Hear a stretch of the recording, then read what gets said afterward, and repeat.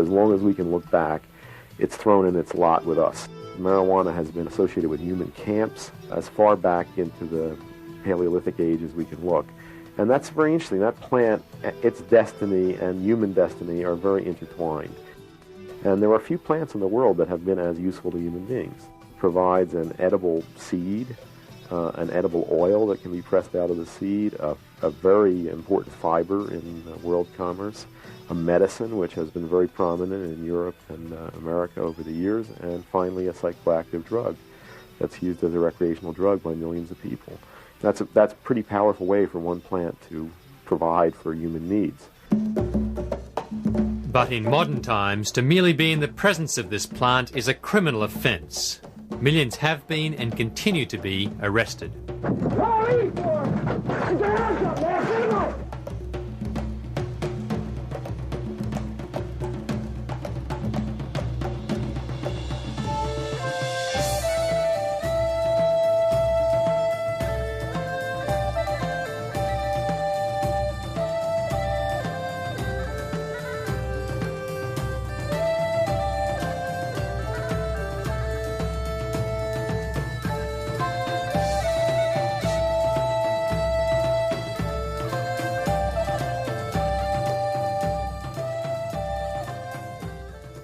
The longest and strongest fibre in the plant kingdom, cannabis sativa, commonly called hemp, has been essential to world commerce for thousands of years.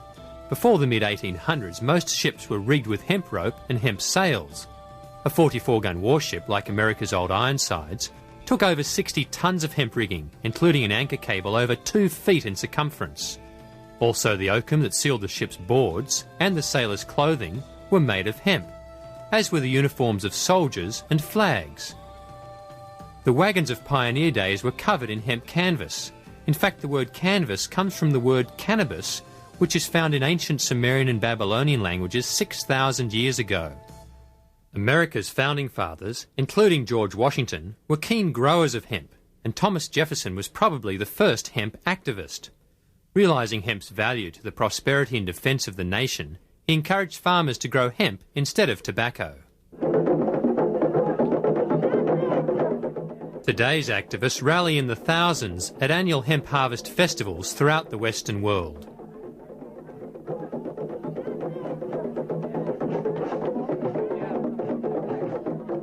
They make some pretty big and enthusiastic claims. Hemp could totally replace trees as far as making paper, all paper, from fine stationery to press board, build houses from it. We could stop cutting down trees the day hemp's made legal for paper. It can replace all petroleum as far as fuel, electricity, nuclear energy. How about a hemp hooray? Hemp hemp! Hemp hemp! Hemp hemp! All right, let's wake them up out there.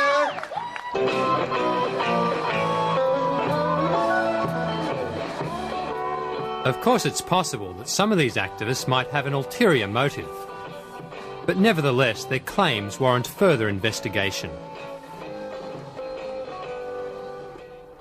Hemp has been the major paper-making material for most of the time since paper was discovered in China around the time of Christ. This first paper ever to be printed on, in about AD 770, is 100% hemp. By the 16th century, hemp was the material of choice for European paper makers. They made it into the finest and longest-lasting paper ever made, including the Gutenberg and King James Bibles, and many other famous works. America's Declaration of Independence was also first printed on hemp paper. Most paper of this period was made from recycled hemp canvas and old rags made from various fibres. For hundreds of millions of us today, paper is a way of life. The world consumes hundreds of thousands of tons of paper each year, and to meet this demand, hundreds of thousands of acres of forest are cut down each year. It's a worldwide crisis. In southeastern Australia, vast areas of old-growth forests are being chipped and bought by Japanese companies like Harris Daishowa. Eugene Collins is a forester turned activist. Most of these forests take in the vicinity of 150 years to mature and to provide habitat for all the arboreals that require the hollows and things like that in them. This operation will be operating on about somewhere between 40 and 80 years, which is about half of what it takes for these forests to regenerate to their full maturity. This is basically a resource grab by an industry that's in trouble. The whole operation is a biological disaster and should be stopped immediately. There's no need to be flattening these forests. We could be doing it with alternative fibres. Hemp and canaff are just two of them. Mommy, Mommy, tell me about the trees. And tell me again about those fish that swam the seas. And why aren't they here for you and me? Why can't we live in harmony? They cut the trees down to the ground. They took the fish till there weren't any around. They said it was for you and me.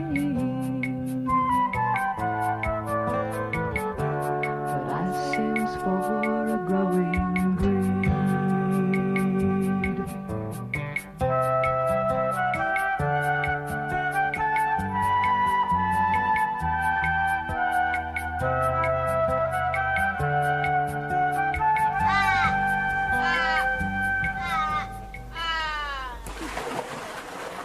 John Stall runs a hand paper-making and printing business in Northern California. He has found that hemp stalks produce the best fine-quality art paper. Wood pulp is used for paper making not because it's suitable, simply because it's cheap. And it's a byproduct of the whole logging industry. But the available cellulose is something like 30%. It's really not very good, and it has to be processed with all kinds of toxic chemicals. Since the invention of the wood paper process around the turn of the century, paper quality has deteriorated, and so has the environment. The water that comes out of the pulp plant, out of the pulp process, has large quantities of chemicals that are potentially toxic to marine organisms that live in the bay. Those chemicals include dioxins, they include chloroform, and a whole suite of other chlorinated organic compounds. Over 2,000 have been identified. Hemp, on the other hand, is somewhere around 77% cellulose and very few impurities. And it really is an ideal material for papermaking. Realising the problems associated with wood pulp paper, the Dutch government has launched a major research project involving 8 different research institutes to study hemp's potential as a fibre crop for paper and other uses. I hope that this research will finally produce a process where we can use hemp to make fibres that can be used for paper and probably also other products, in such a way that we will have a complete clean process, an energy-efficient process that causes very little pollution, and that also will prevent the cutting down of trees somewhere else in the world. Hemp is one crop that looks promising because it is a plant that is pretty resistant to a lot of diseases, and it grows well in the Netherlands. It can be used without using pesticides. And it doesn't need very special requirements with respect to soil nutrients. It needs some fertilizer, but not that much. Normally, hemp grows the best in some warmer climates than the type of climate that we have in the Netherlands. But even in the Netherlands, hemp is growing pretty fast. The Dutch are proud of their perfect crop, 3 to 4 metres in height. Commercial hemp is also well established in France, where they have licensed farmers to grow strains that are almost drug-free. L'utilisation papetière avait réellement débuté. Cultivation for the purpose of papermaking really began around 1960. So now there are between 3,000 and 10,000 hectares. It is used to make special paper, and in particular cigarette paper. In order to make this kind of paper, you need textile fibres that are very resilient. Hemp is one of the few plants in the world that contains fibres of a very high quality. Et le chanvre est une des quelques plantes dans le monde qui comprennent des fibres de grande qualité. The United Kingdom licensed commercial hemp in 1993 and is already producing a variety of hemp products, including this fine writing paper. In Australia, the Tasmanian government has allowed this experimental non-drug strain crop at the instigation of Patsy Harmson.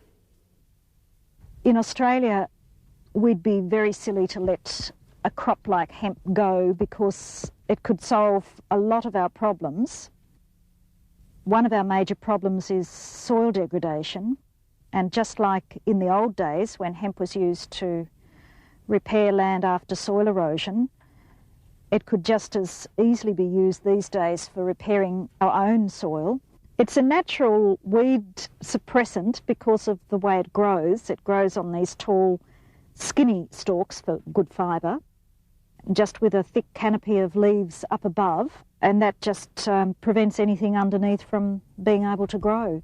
The other beautiful thing about hemp is its long taproot, and the taproot binds the soil together. The nutrients in the hemp plant are concentrated in both the roots and the leaves and the flower head, and because if you're growing it for fibre, you're only removing the stalk, the roots stay in the ground and the leaves and the flower heads are returned to the soil, which means that you're returning most of your nutrients.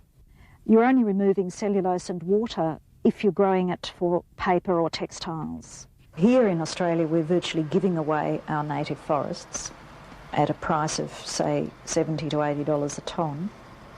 Hemp, on the other hand, could be a wonderful replacement and would fetch $400 at least a tonne. Jim Young is one of the few voices in the US paper industry calling for change. He's the executive editor of Pulp and Paper magazine. North America obviously has been blessed with an abundance of wood fiber, but the situation is changing now. We're coming to the end of the line on the virgin timber, and it's time to look at other sources of fiber to be used in the pulp and paper process here. And hemp is certainly one that should be considered for that use in future operations of our pulp and paper mills. The federal government has recognized the need for finding alternatives to wood pulp because we're running out of trees. Way back in 1916, they published Bulletin 404 from the United States Department of Agriculture suggesting hemp as an alternative for wood pulp. They discovered that an acre of hemp would yield 4 times as much pulp as a wood fiber on a sustained yield basis. Not only that, the hemp can be grown anywhere. It grows like a weed so that you could very easily supply the pulp mills with hemp and save the few trees that do remain to us for timber. The textile industry is also experiencing a resurgence of interest in hemp. The beauty of the hemp fibre is that it could be many things depending on its method of cultivation and the method of processing. These can range from coarse hessians, industrial fabrics such as carpet backings, to the finest linens. With special steam treatment, the fibre can fibrillate and produce a cloth of a silky consistency, which is indistinguishable from natural silk. It's limited only by your imagination and the technology that's been developed over hundreds of years. The fabrics that we're producing at the moment utilises either pure hemp or a blend of hemp and cotton. The jacket, for instance, that I'm wearing at the moment, 100% 11-ounce hemp linen. It has all the characteristics and appeal of a natural linen. Hey, you children of the land, don't be fooled by the ball and the wires. It will cause sorrow and woe for our people and our land.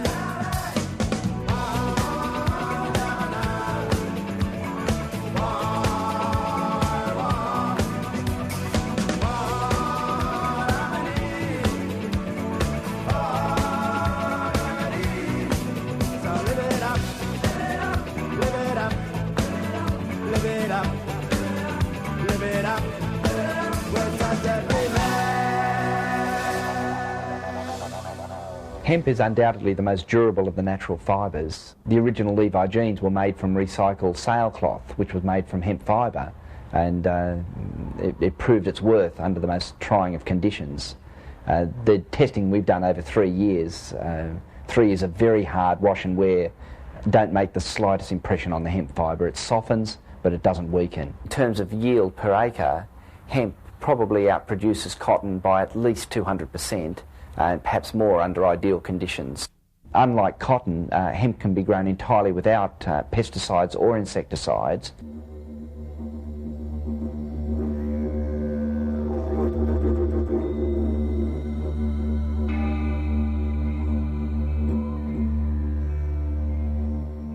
The cotton industry is basically a chemical industry. It's highly dependent on the use of pesticides at all stages of production, right from the drilling of the seed through to the harvesting. That's pollution of air, water and soil, and eventually people. Cotton is the fourth largest export earner, foreign exchange earner in Australia. It's the heaviest user of pesticides of any rural industry. The cotton industry's got to change, and there's got to be alternatives. We've got to have different sorts of crop rotations, use of various sorts of other fibre crops, etc. So we do have this really, really big environmental problem that they don't want to recognise because of the business implications. The technology is different for processing hemp, so obviously it would cost quite a lot to set up your hemp textile technology. But when you consider how easy it is to grow, how inexpensive it is to grow, because you don't have to pour money into chemicals, and you don't have to do a whole lot of repair work on humans that are getting sick from being in amongst the pesticides. When you consider all of those hidden costs, or pretty glaring costs actually, it's certainly going to be a far more beneficial crop, probably even in the short term.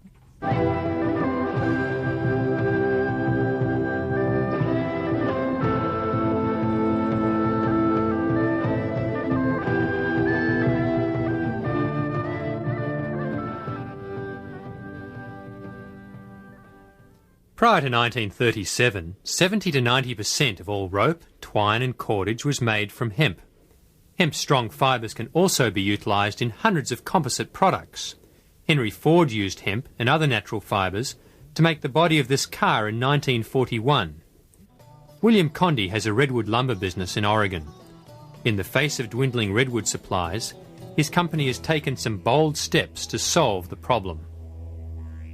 We talk about advanced composites from annual fibers is the way to solve the forest crisis. Trees are fiber.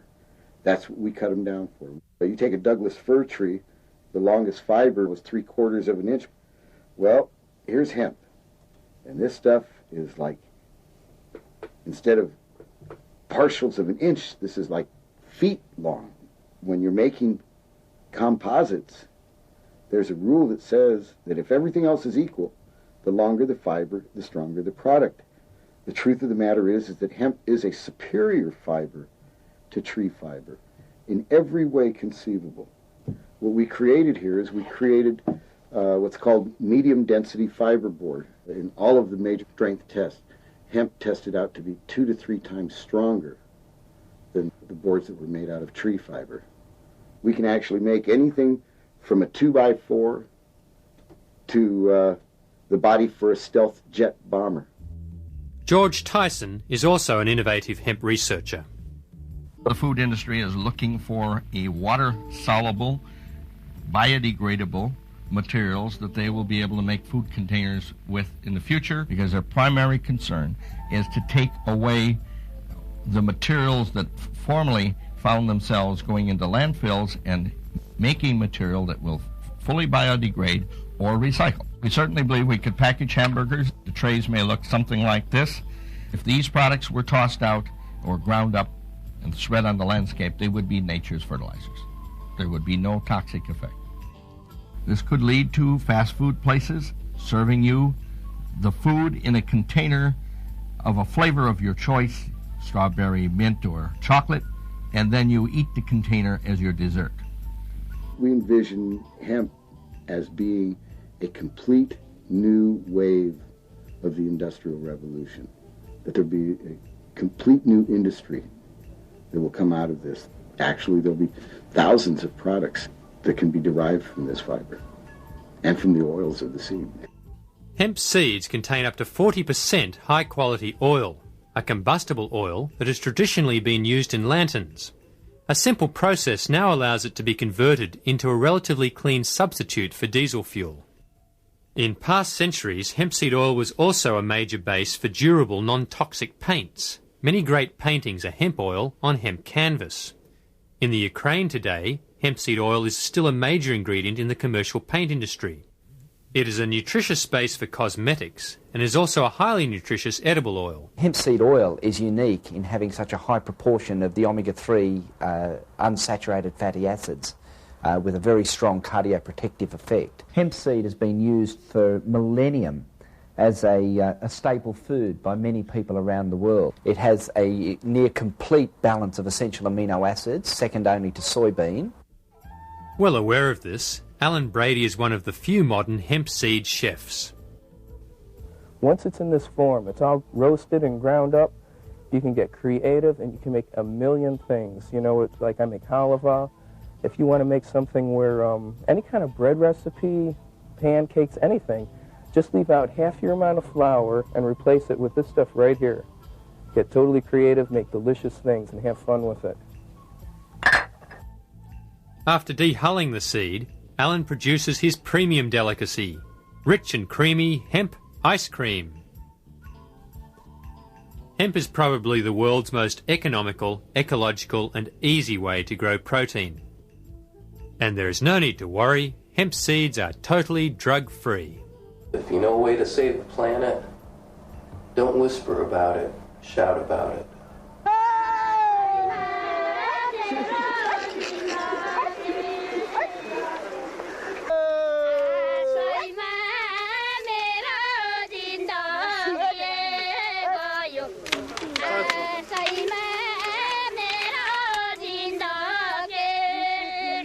We are hemp revolutionaries, and to present ourselves directly as a hemp revolutionary, it is quite difficult here. Hemp's prohibition in Nepal led to a massive police eradication campaign in the early 90s. But now, only 2 years later, the Valley of Tarakola is unified to defend its traditional hemp industries, primarily rope and seeds.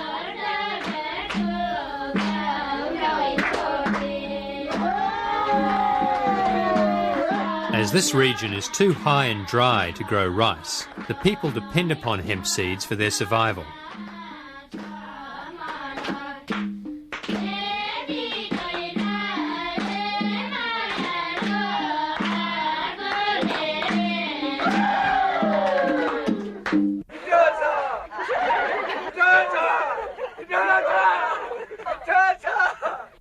Since 1992, the Human Union movement is developing a commercial hemp paper, textile and oil industry, a chemical-free industry providing much-needed employment and income. They do not have to make hashish out of their plant because they can sell the stalks, they can sell the seeds, they can have food and they can have money from one plant. So the people and the farmer of these surroundings are really appreciating our project here.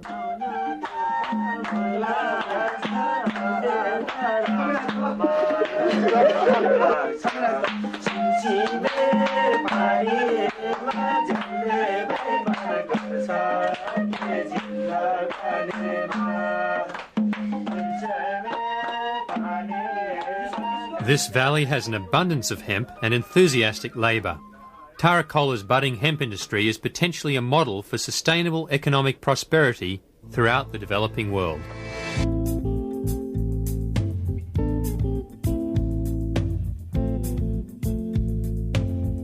Hemp could be used as a fuel source, an oil source, as well as a paper-making fiber. Could hemp fuel help us to kick our dependency on highly toxic fossil fuels? Carbon monoxide is the leading cause of death in this country from poisoning.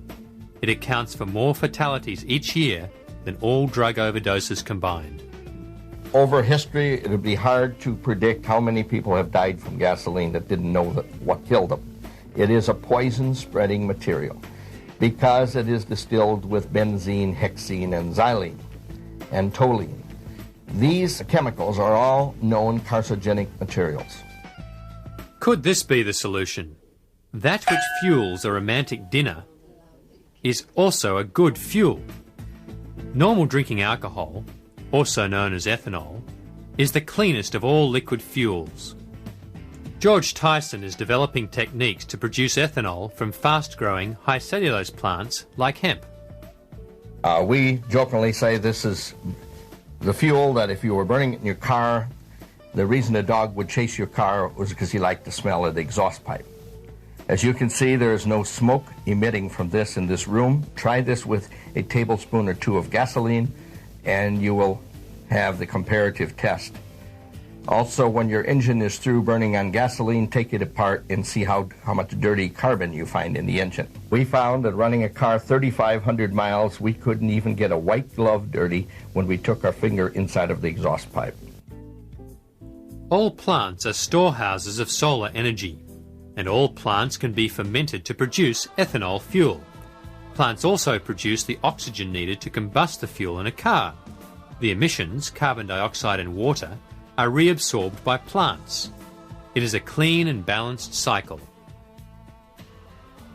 When one reviews all of the possible alternative fuels that we may use for transport use, ethanol emerges as about the only one that can achieve significant reductions in carbon dioxide accumulation in the atmosphere. Even the 10% blend, where you only have 10% ethanol in the gasoline, lowers some emissions as much as 25 to 30%. For this reason, blends of 10 or 15% ethanol with gasoline are being used in several states in the US and in Australia as a means of reducing air pollution. Ethanol blends also eliminate the need for lead in fuel. The ethanol is being distilled from sugarcane, grains or residue starch, as is the case with this ethanol plant in Nowra, Australia. Ethanol produced here is also being added to diesel fuel. Buses running on this new 15% ethanol fuel are emitting up to 40% less carbon monoxide, 50% less smoke, and up to 10% less nitrous oxide than straight diesel fuel. In the context of ethanol making a significant contribution to transport fuel needs, we need to think about producing ethanol from cellulose, or more correctly, lignocellulosic feedstocks. All plants are made from lignin and cellulose. Fast-growing plants that are low in lignin and high in cellulose are most suitable for producing ethanol. Things like switchgrass, canaf, hemp has tremendous potential, both because it has many products to be produced from it, and also because of the tonnage that can be produced per acre. Ethanol from lignocellulose crops is being developed by Tyson Xylem Corporation and the Solar Energy Research Institute in the US, and APACE Research and the University of New South Wales in Australia. Research is showing that ethanol could be produced economically on a small farm or community level. It could also become one of the world's major agro-industries, replacing the petroleum industry entirely. It's estimated that by the year 2000, we will have demonstrated processes and technologies for the production of ethanol from cellulosics that will be able to produce ethanol at a price competitive with crude oil prices. Even the United States could produce all of its transport fuel needs as neat ethanol. Australia, no problem. All of our liquid fuel for transport could be ethanol.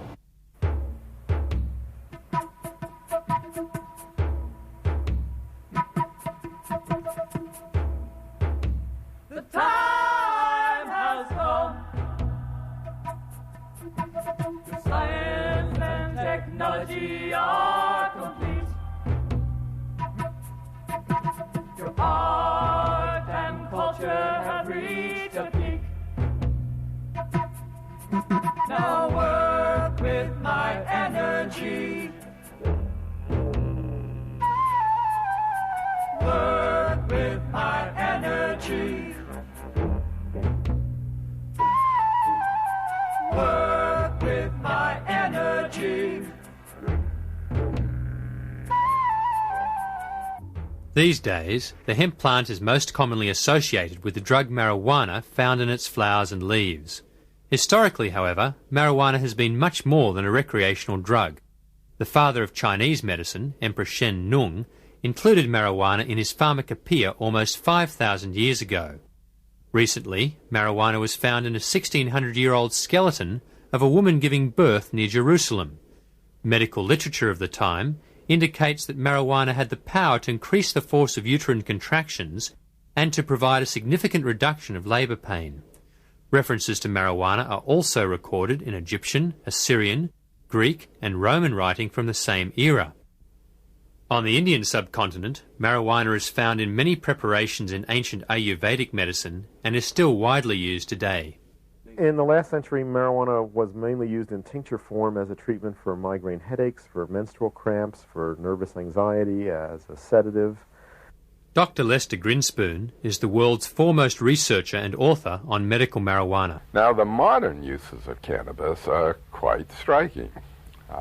First of all, it's people who have to get cancer chemotherapies for the treatment of various kinds of cancer. Some of them lead to the most pernicious nausea and vomiting. And there are drugs which are used, available antiemetic drugs. But even the newest ones don't give everybody relief from this. Give them cannabis, about 90% of them get excellent relief. They refer to it as miraculous. It's used in the treatment of glaucoma. It's a disease of the increase in intraocular pressure, and it can lead to blindness. Well, there are drugs to treat this, but those drugs have a lot of problems with them. My condition is glaucoma, and after a year of trying the conventional medications, which are very serious, some of them are actually based on nerve gas, and my body did not respond well to them, a doctor decided to uphold his Hippocratic oath instead of the hypocritical law and tell me that if I didn't start using marijuana, I would go blind. It's been demonstrated that the cannabis has a remarkable capacity to lower intraocular pressure. And there are people now who believe that they have saved their eyesight by using cannabis. As long as I use marijuana in any way, such as eating it or smoking it, either way, my pressures remain perfectly normal, as if I don't have the disease at all. It's a total deterrent for me. Cannabis has also been proven to be of therapeutic value in the treatment of AIDS, multiple sclerosis, paraplegia and quadriplegia, asthma, epilepsy, pain relief, and other ailments. It has also been used as a topical antibiotic and analgesic. Dr. Andrew Weil was the first and about the only independent researcher to ever get permission to study marijuana. He carried out his lab experiments at Harvard University Medical School in 1968. He is also a well-known author. I think the great advantage to trying to find medical uses of marijuana is that it's so non-toxic. Relative to most of the drugs that we use in medicine today, it's very harmless. It just doesn't do that much to the physical body. But marijuana remains one of the most illegal substances on the planet. In US law, it is placed in the most dangerous category, Schedule 1. It's in that schedule that drugs like LSD, heroin, and marijuana are placed. And drugs that are in that schedule can't be used at all. They're completely off limits. Can't even do any clinical research. For the last 19 years, all efforts to pry cannabis out of Schedule 1 and just move it to Schedule 2 have failed. In 1972, the US Drug Enforcement Administration's senior judge, Judge Francis Young, commenced hearings on marijuana. He came up with a 60-odd page opinion saying marijuana is probably the safest drug in the pharmacopoeia, and it certainly has medical utility, and it should be moved to Schedule 2. It's quite extraordinary just how steadfast the U.S. government has been in not allowing this to be used as a medicine. My hunch is that there's some kind of fear that if we use it as a medicine, the camel will get its nose under the tent, and heavens only knows what might happen. As Judge Francis Young said, it's unreasonable, arbitrary, and capricious, and I add immoral to that list. It's become so expensive on the street now that frequently these people who need it for medicinal reasons grow it, and they get caught. I was arrested and taken to a county jail, which was pretty unpleasant, for the illegal rape, as I call it. I tried it, and I was able to actually cook a meal and eat it. And ever since then, we smoked it for 2 years, and then that's when we got arrested. 12 agents from the local vice squad played Miami Vice, shattered their front door, put guns to their heads, drugged them off to jail. I didn't have no shoes because they didn't let me, put my shoes on. So I went to jail barefooted. That was my worst nightmare that I've ever had. It's just awful that these people should have to suffer this way. I mean, the law imposes, here are people who are already suffering from serious diseases and disorders and symptoms, and the law is now imposing another layer of anxiety on these poor people.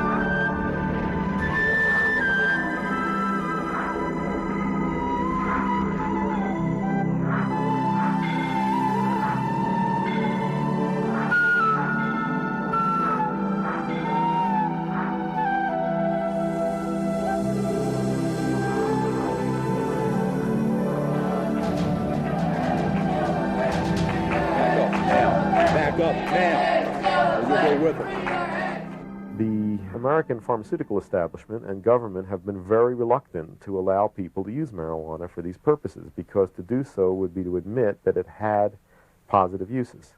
And one of the fictions that has to be maintained in the war against this evil plant is that it has no redeeming qualities. And if you established a therapeutic use for it, that would be a redeeming quality. So instead, the government wants people to use synthetic THC or analogs of THC. In my experience, those substances are more toxic and often do not have as good effects as marijuana itself.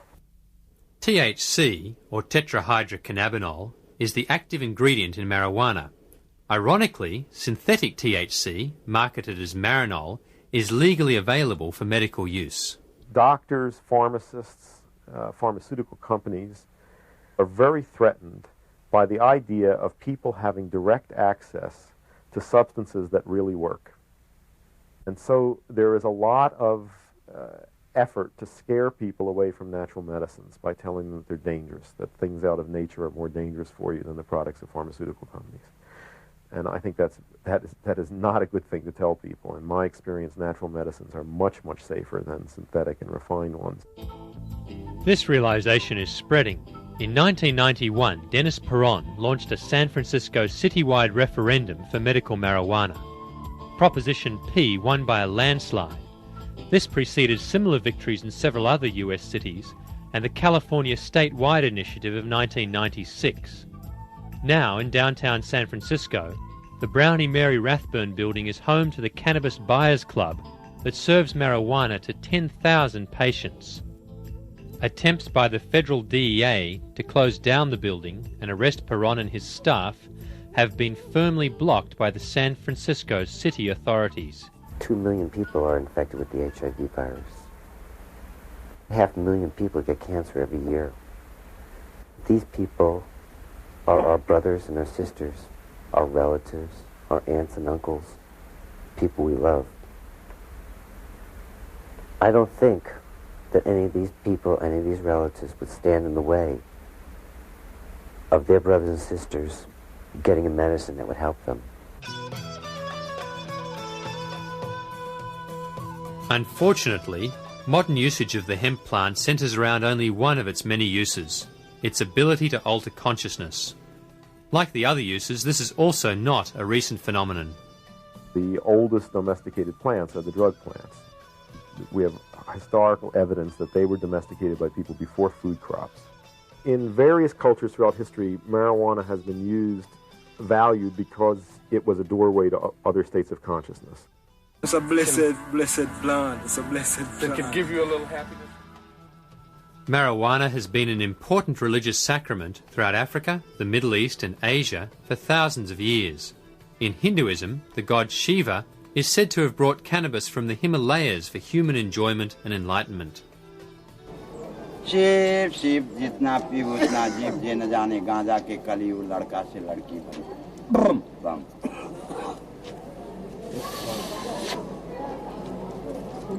Why then is marijuana use so controversial in Western culture?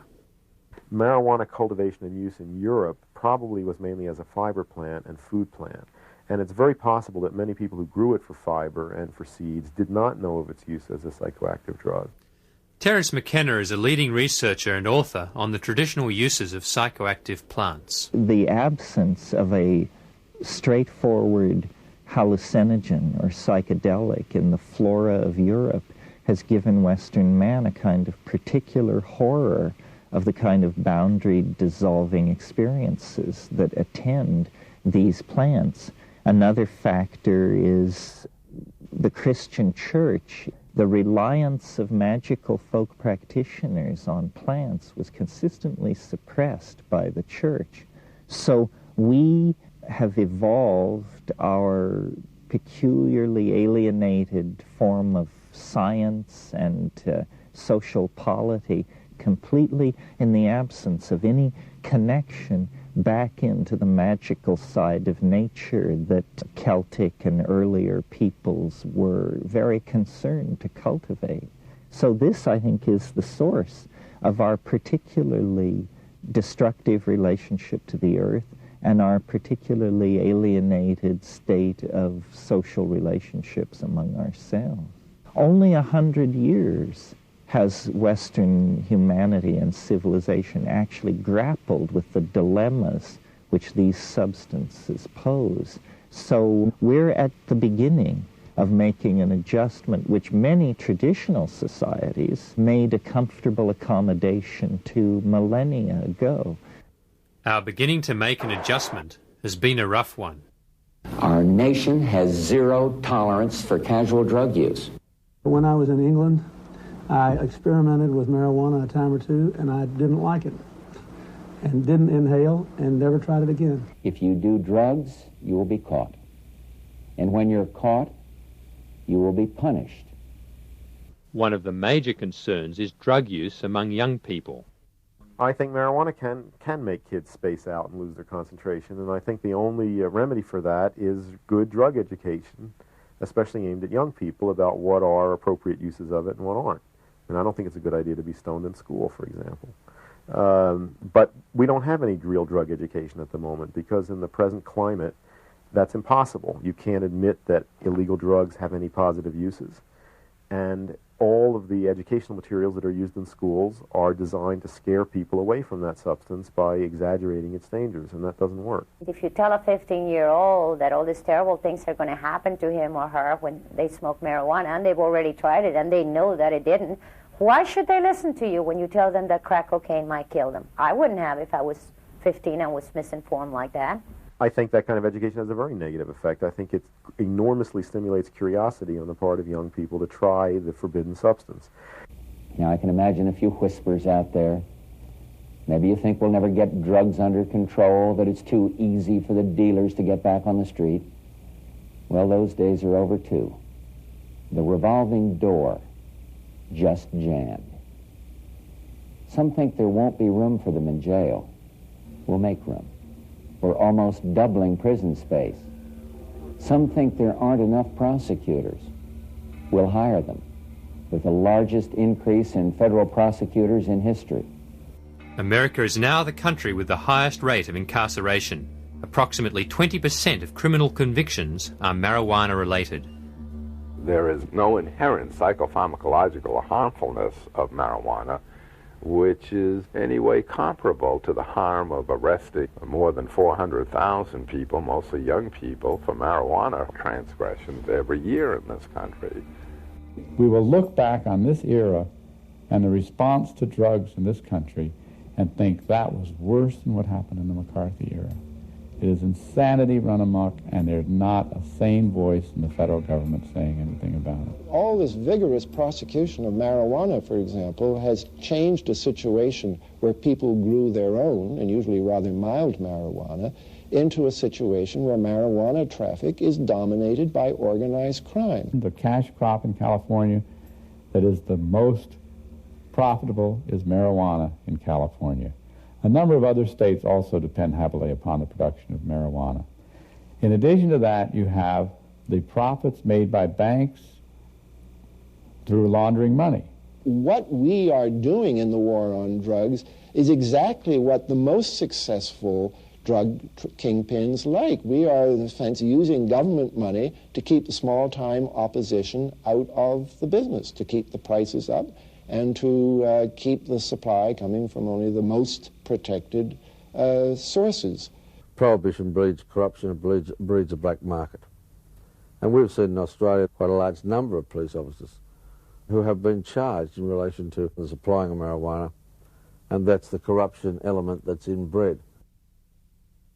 Lawrence McKinney holds the patent for extracting natural THC from marijuana plants for medical use, but the war on drugs has prevented him from using his patent. The major advantages of the drug war to the Justice Department is that the RICO statutes allow them to confiscate and sell anything they can find that's connected to any person who has any large amounts of marijuana.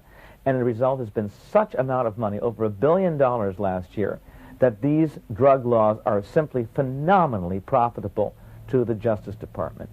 Fighting a war on drugs is big business now. It is strictly to encourage this society of people who can't imagine themselves in another job other than fighting a war. And when they run out of wars outside of the country, then we're implementing our own military on our own people, and it's just gotten totally out of hand. Law enforcement, whether they are military or not, constantly try to take on more and more of the appearance of military, and it's a psychological tactic as much as anything else. When this happens to someone, the helicopters will come down and they'll hover and they'll direct troops, or there'll be troops traipsing in the woods near your house, and your animals will get frightened, and your babies will get frightened, and you'll get frightened, regardless of whether you're involved in anything illegal. When the walls have begun to crumble, when the laws have begun to burn, when the wind is singing freedom, when the stone begins to turn, when the wind is singing freedom, when the wind is singing freedom, when the wind is singing freedom, when the wind is singing freedom, freedom, freedom, freedom, freedom, freedom, freedom. You have vast amounts of money internationally spent to force other countries to go after their marijuana. Nepal was one of the last countries in the world that had a controlled marijuana marketplace, you might say, that was well controlled by the government. Now, because of the pressure from the United States, they made it illegal. With marijuana suddenly illegal, the trafficking was taken over by criminals. And these criminal smugglers very rapidly began to discover there were things that were more valuable than marijuana to smuggle, and infected Nepal and that whole area with heroin smuggling and worse. So it shows you an example of how just with a few dollars and a little bit of pressure, the United States can take a regulated, non-harmful situation and turn it into a situation of crimes, victims, money, and extortion and death. The repression of Lebanon's ancient hemp industry occurred recently during the Gulf War at the behest of the US government and Syria's President Assad. Now we are friends with Assad, and the United States is backing his efforts to wipe out marijuana growers in Lebanon with tanks. That's what we do with our marijuana policies worldwide. The United States drug policy in toto affects every country. Eddie Engelsman is head of drug policy for the Dutch government. We think that cannabis use is hazardous. We have a very, I must say, comprehensive anti-smoking policy. But does this harm or this risk of getting any harm justify such draconic measures? We think no. At least our policy shouldn't do more harm than such a drug would do. Every major government study ever publicly funded that studied hemp has come to the conclusion that criminalizing it is a bad methodology. Richard Nixon wanted to really drive the stake through the heart of marijuana, so he appointed a 21-member committee. The Schaefer Commission recommended that marijuana be decriminalized. Nixon just denied the results, rolled right over them. The recent US study, commissioned by conservative California Governor Duke Majan, recommended that adults be allowed to grow marijuana plants for personal use. The embarrassed governor refused to endorse it. It's a similar story in Australia. since 1970 there have been up to 12 inquiries or royal commissions or parliamentary inquiries into the drug marijuana, and all of those inquiries have recommended decriminalisation, and yet no government has been prepared to stand up and say, well, the inquiries have recommended decriminalisation, we will act on the recommendations of the inquiries. All the surveys show that over 50% of the community accept the use of marijuana, and if that is so, then what you're doing is getting a law that is enforcing something that the community doesn't necessarily want enforced. In Holland, the drug problem, the issue, is considered an issue of health and welfare. So it's not for the police and the courts. One objective of our cannabis policy, if I may say so, not prosecute people. It is illegal, but to a certain extent tolerated, which has nothing to do with a laissez-faire approach, but we didn't want to push people underground. The sale of marijuana is tolerated in many Dutch coffee shops. Nowadays, cannabis users have nothing to do with users using harder drugs. We have integrated education on cannabis in our general health education system in schools. In America, cannabis use is many times higher than it is in Holland, in spite of all the measures and all their wars and all their warning and just say no campaigns. So what is the attraction to marijuana?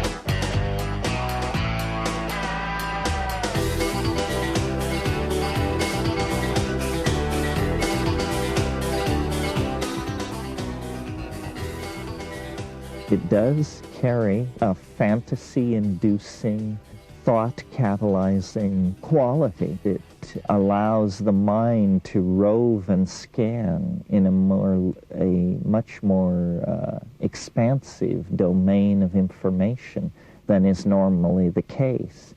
I mean, if you don't smoke cannabis, you may spend your evening balancing your check account.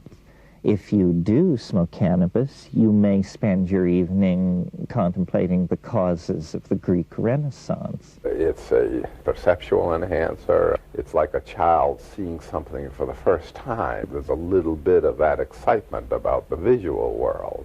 It enhances the appreciation of music and the graphic arts. I have met many people who I think have experienced increase in imagination and creativity from experimenting with marijuana, who have discovered themselves as physical, sensual, sexual beings on marijuana who otherwise had not developed that part of themselves. They find that it's useful in gaining perspective and insight in their lives.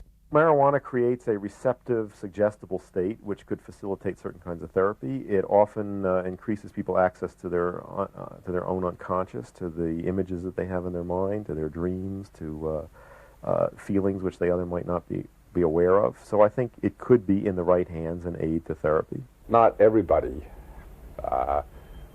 is capable of using cannabis in this way, but it can be used in this way by people who make an effort to learn to use it in this way.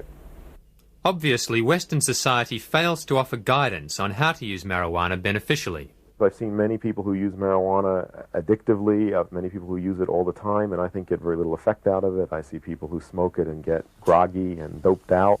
The real problem is that people do too much. They don't understand that the best way to do cannabis is approximately once a week. The desire to have altered states of consciousness is basically healthy and normal. It can have bad expressions. And I think in our culture where there's no recognition of that desire and we don't teach young people how to satisfy it in healthy ways, it's obvious that we're going to see a lot of negative expressions of it. More money has been spent trying to find something wrong with cannabis than any other vegetable material in human history. And what they've come up with is so pathetically thin that I am confident that it amounts to a clean bill of health for this stuff. US government health authorities estimate that there are about 350,000 deaths per year caused by tobacco and around 125,000 from alcohol. This does not include alcohol's involvement in 50% of all road fatalities and 65% of all murders. There are 14,000 to 27,000 deaths from legal medicines, and over 1,000 of these have been recorded as overdoses of aspirin. There are around 5,000 deaths from illegal drugs, while ailments related to caffeine kill up to 10,000 people per year. But there have been no deaths attributed to marijuana. Cannabis is not a health problem. The problem is that it promotes social values and attitudes which are unwelcome in capitalist market-based society. It's just that simple. A drug like coffee, with a horrendous health profile compared to cannabis, is completely welcomed into the marketplace and the home and the lifestyle of modern people. This is simply that we value certain states of mind and we fear and suspect others. And this is based entirely on value systems that are inculcated from above. Clearly, the discussion as to how society should deal with marijuana is likely to continue for some time. But is marijuana the reason hemp is no longer the major industry it once was? After all, the industrial-grade hemp crop is virtually free of THC. Hemp historian Gatewood Galbraith speaks from his home state of Kentucky. There are 14 of these historical markers around the central Kentucky commemorating hemp as a cash crop in the state. It's pretty self-explanatory. We were the world's largest producer for over 100 years. How did hemp go from being a major crop to almost non-existence in a span of around 50 years? Historical research conducted by our company suggests that it was the discovery of an efficient hemp decorticating machine and the promised resurgence of hemp to industry that led to the imposition of legal sanctions in the United States and the demise of the hemp industry. In the early 1930s, the American hemp industry remained highly labour-intensive long after competing industries had mechanised. Furthermore, other fibres like manila hemp had begun to be imported from underdeveloped countries where labour was dirt cheap. By 1930, the hemp industry bottomed out at 1,000 acres. But hemp technology finally caught up, and the crop expanded to 14,000 acres in the next 7 years. Hemp was poised to become the new billion-dollar crop, as reported in Popular Mechanics and Mechanical Engineering magazines, written in early 1938. A factory in Illinois had begun producing fine bond paper from hemp fibre. Hemp with its high cellulose content could also now be made into, quote, more than 25,000 products ranging from dynamite to cellophane and all manner of plastics. But in the mid-30s, DuPont Chemicals patented processes to make nylon and plastics from oil and coal. A resurgence of the hemp industry would seriously have threatened the emerging petrochemical industries, with their synthetic fibre nylon being invented in 1935. Hearst was a big printer back during the 20s and 30s, and he had vast interest in timberland for paper pulp, which could be used as a result of a chemically intensive paper pulp process developed by DuPont and patented by DuPont. They made their fortunes with these chemical shipments for the paper pulp industry, and hemp represented a less chemically intensive way of manufacturing a higher grade paper. Consequently, DuPont saw it as an economic competitor.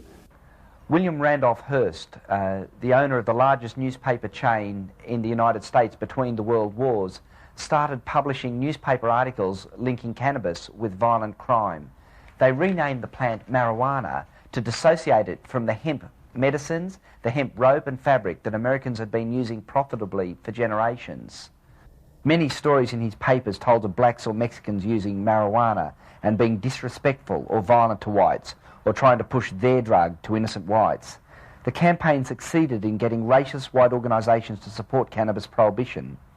Hearst and Harry Ainslinger, the then director of the Bureau of Narcotics, managed to get marijuana made illegal in 1937, thus destroying the hemp industries. This timing is interesting. The alcohol prohibition had just ended, and the people who had enforced it needed new jobs. This may well be why Ainslinger pushed so hard to get cannabis banned. In Anslinger's words, if the hideous monster Frankenstein came face to face with the monster marijuana, he would drop dead of fright. Reefer Madness was one of the many movies made to whip up an anti-marijuana frenzy. The sale of marijuana is even more difficult to detect and halt than the traffic in drugs such as opium, morphine, and heroin. More deadly even than these soul-destroying drugs is the menace of marijuana. Under the influence of the drug, he killed his entire family with an axe.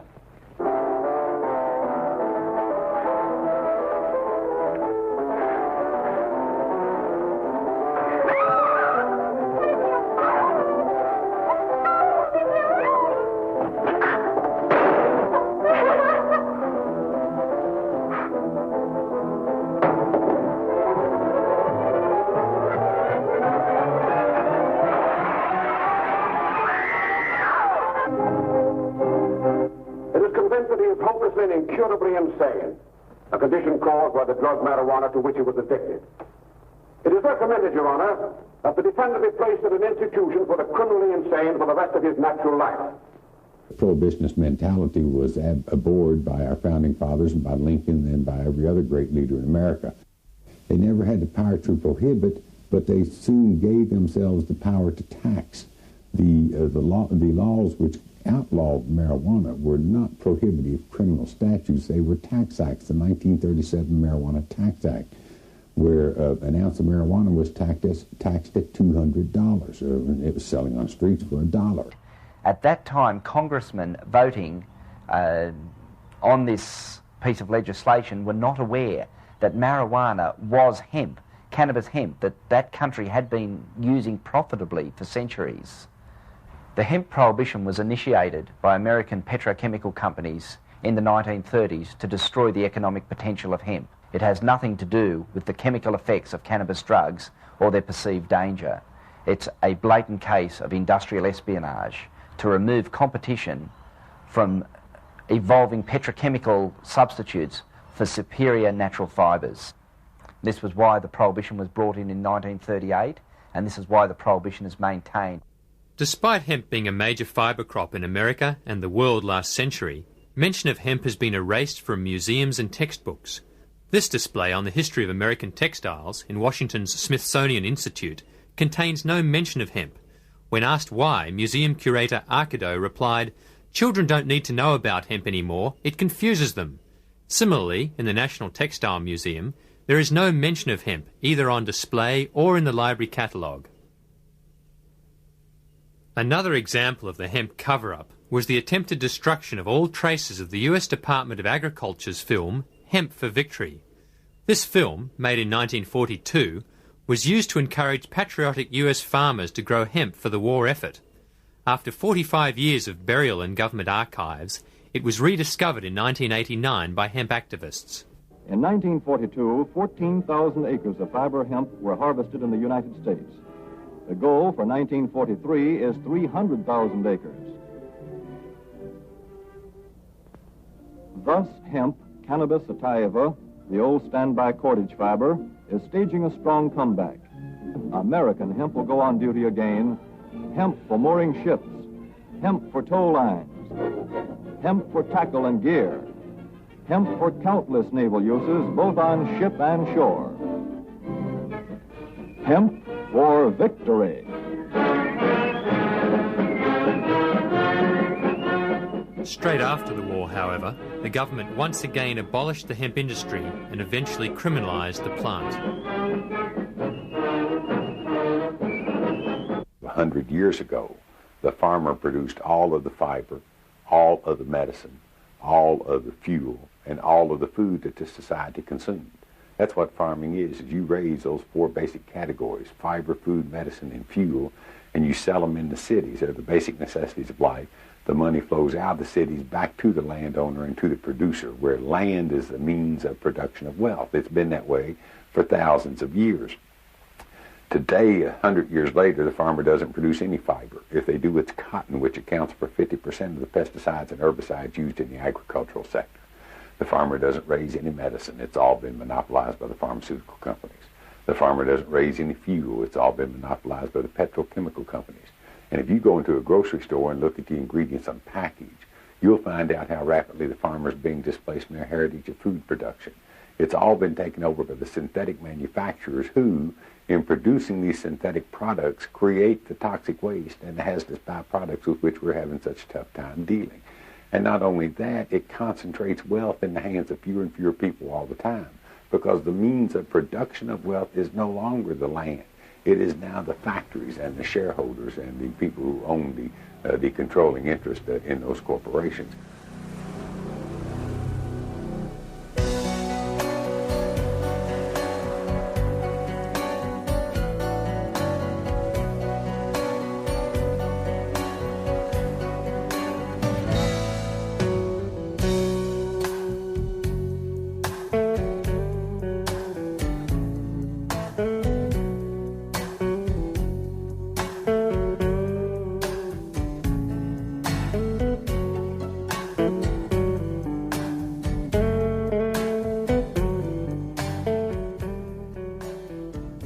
Does government have the right to tell man or woman that they cannot plant a seed in God's green earth and consume the green natural plant that comes up out of it? That seems such an inalienable right.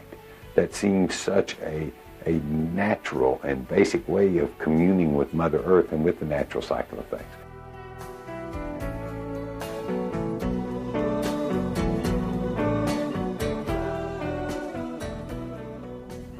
It really is only a matter of time before hemp returns to Australian industry and commerce. A lot of preliminary work has been done. We have literally thousands of hectares ready to be turned over to hemp cultivation. Factories to handle the downstream processing of the fibres are ready and waiting. The industry can develop very quickly once these foolish bureaucratic limitations are removed. It is just such a simple and benign solution, and if we don't do it, I think we're going to lose just about everything that we hold dear. Hemp could be and will be the greatest economic engine that we have seen probably in the history of the human race. From deep within the earth, a voice is calling. The synthetic age is surely falling. Stop running from the gifts that are here for you. Stop running down your self-destructive way. It's time to turn and usher in the new. It's the dawn of the natural cycle, and it's here to stay. It's the dawn of the natural cycle, and it's here to stay.